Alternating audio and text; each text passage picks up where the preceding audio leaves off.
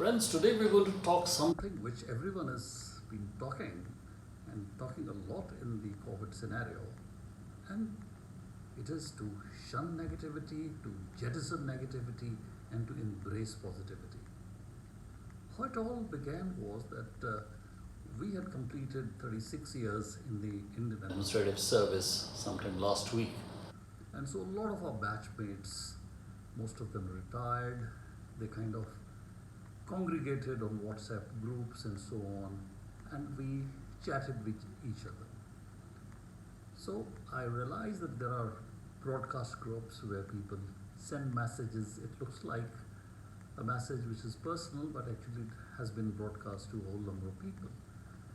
So I was getting these messages from a delightful lady officer, and it appeared rather from those messages that she was trying to embrace positivity, getting very positive messages across to her batchmates. And one message a couple of days ago was a very simple one: please look at the bright side of things.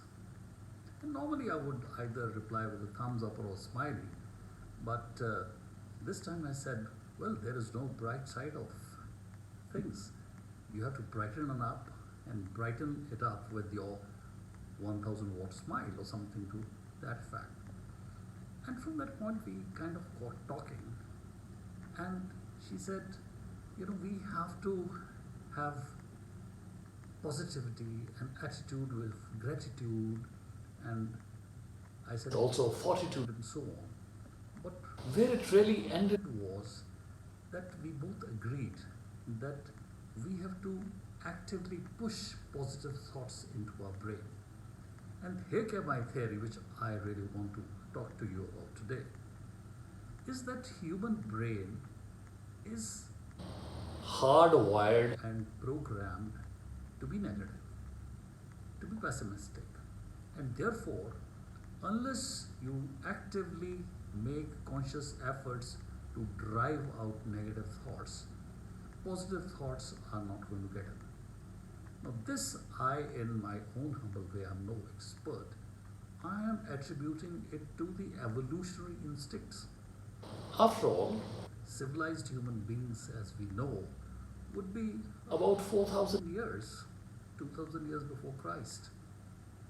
Whereas, for nearly 100,000, 50,000 years, human beings have lived in the Stone Age, in the caves, in the Iron Age, and so on and so forth. And they have lived in a surrounding that was very risky and dangerous. Wild animals and the jungle law, might is right, no rule of law as such. And therefore, the risks for survival, not only from wild animals and also from your friends within the tribe, but also owing to death and disease, they were high.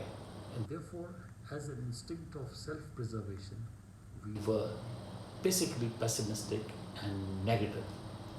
And with the advent of civilization and with conquest of disease, it appears to be a bit ironical talking about conquest of disease in the COVID scenario when we have really not been able to invent and market a vaccine on the demographic scale. But the fact of the matter is, various other diseases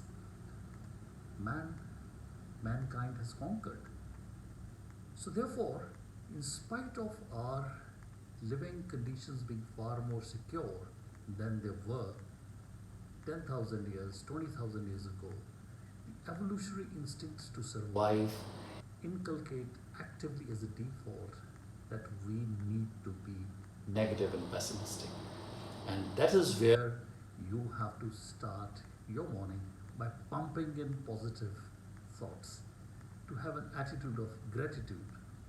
Various ways, either believing in God or saying, I have done my good karma and now positive things are going to come to me. But fact of the matter is, you have to drive out negative thoughts, and only then will you create space for positive thoughts. Having said that, I need to distinguish between thoughts and feelings. I was taken by a dear friend when I was in Delhi to one of the congregations of Buddhist Zen teachers. And after a brief talk, there were questions, and I don't exactly remember what my question was, but I asked something about feelings and thoughts and feelings. And it was within the Buddhist philosophy, almost something which was incongruous. What are feelings? They're nothing like feelings, they're only thoughts. But, friends, there are feelings, there are thoughts. Thoughts are rational, conscious, subconscious thoughts. But there are feelings. Sometimes you feel good, sometimes you're not feeling good. You may attribute to thoughts, you may attribute to a premonition. It could be a physical or physiological state of your mind or body. But irrespective, bad thoughts, negative thoughts will always create negative feelings. Therefore, we have also to trigger positive feelings. It could be your favorite aroma, it could be some light music, it could be illumination. After all, we interact with the universe through our senses, and if you tune in those senses to the signals which are coming to you, which energize you, which resonate with you, then you will have positive feelings. So friends, this was a small talk I wanted to have with you. Shun, banish, exile the negative thoughts. Embrace the positive thoughts. Open your five senses, including the sixth sense, to positive feelings, to positive stimuli.